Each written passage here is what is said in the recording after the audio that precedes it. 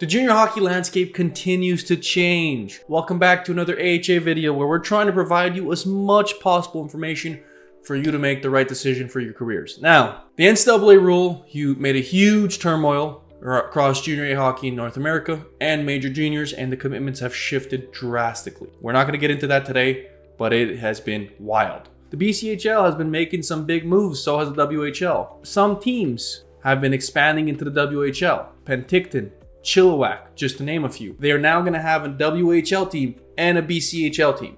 This is me speculating. This is not me providing concrete information. We have been talking to some teams, getting some insiders other than these two. What will happen is the WHL draft picks or the last cuts from that WHL team that they want to keep an eye on or potentially bring up at Christmas or potentially make space for in the coming months will get sent to that BCHL team. It'll be a direct affiliate like the NHL to the AHL. This way they can keep the players in their system, develop them the way they need to move up. You know, practice the same breakouts, the same neutral zone forechecks, the same power play, the same penalty kill, all that stuff that if they went to play somewhere else, they wouldn't have identical systems. So if a kid gets hurt, they bring somebody up, he knows the exact systems right away, or he knows the systems to prepare for the year after. Now, this is a theory of ours, right? We're not 100% saying this is going to happen. However, it does make sense for these major junior teams to get a direct affiliate in the junior A level. This way they help prepare the guys for the coming season, for call-ups, for whatever it may be. These are just two teams who've taken that step in that direction. Will there be more? Most likely. There's most likely going to be more teams that are going to do this moving forward. Create a direct affiliate, a direct program where their last cuts get sent down, prepare, move up after. Or prepare, if they're not good enough, then they move on to somewhere else. It'll be more of a professional system is what we think will happen moving forward. Now, there's other leagues as well that we're not going to mention names just yet that are doing a similar thing. They're starting to partner with a higher up team and work with them directly. What systems do you want us to work? What skills that each of the last cuts need to work on? This way they can be the direct feeder for that program. With the new rule in NCAA where major juniors can commit D1 and 90% of the kids are going to come out of there, this is the best way to continue to have a solid tier 2 program that people want to play for and that want to go try out for. Become the direct affiliate. Some of these teams are going to start to become younger because they are going to go get the last cuts. The kids that aren't quite ready for tier 1 but can do well in tier 2. They're going to develop them. It's going to be a feeder system. So those junior teams might have more turnaround every single year, but they're going to look so much better compared to other programs because they're going to be known as, well, you come to us and we feed you up and we continue to move you up year after year after year. Already in the past, before this rule, there are certain teams in every league that were better than others because they had the greatest amount of turnover of commitments year after year. Whether it was tier 2 to tier 1, tier 2 to college, D1 or D3, they had the greatest amount year after year after year. Now with this new rule, the feeder to go to D1 is not going to come from tier 2. It's going to come from tier 1.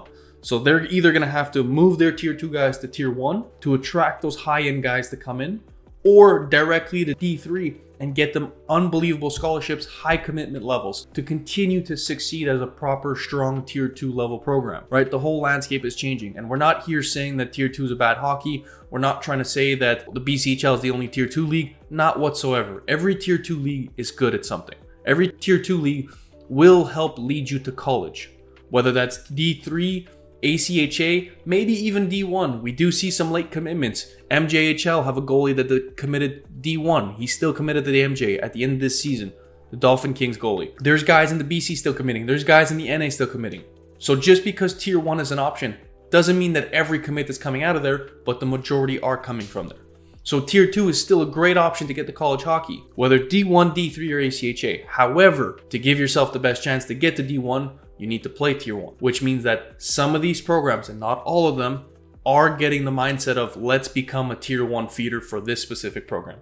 Let's work with them and help them. We help them by preparing their guys. They help us by showing that we're a desirable program. We are a program that everybody wants to play for. We're using the example of the two teams that are doing that in the BCHL and the WHL. However, there are rumors that many other teams and many other leagues are going to be doing this. They will affiliate to tier 1 programs to become direct feeders and become farm systems for them. It's something to look into while you're looking at your junior program. If you are somebody who has the potential to play tier 1, and again, I have to emphasize this, that you actually have the potential to play tier 1, it's something to look into when you have your junior offers on the table. Who will get you to the next level? It doesn't have to be in 3 months or in 6 months. It could be in a year, it could be in 2 years.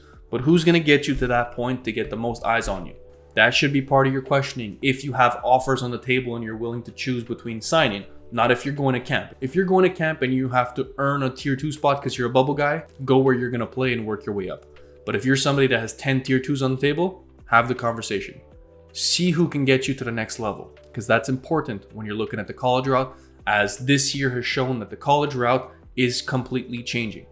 It is drastically changing. Obviously, you're going to have a ton of questions about this. So please put your questions in the comments. We will be making a part 2 about this to go more in depth. When we have more news, when more teams announce it, we will make a part 2 going over this and kind of giving you tools and guidelines about how you should be looking at these options, what you should be looking for, how to get yourself to that next level, and why this is happening. But moving forward, we do think that tier 2 will become a much more of a NHL system where tier 1's the NHL, tier 2 is the AHL, tier 3 is the East Coast.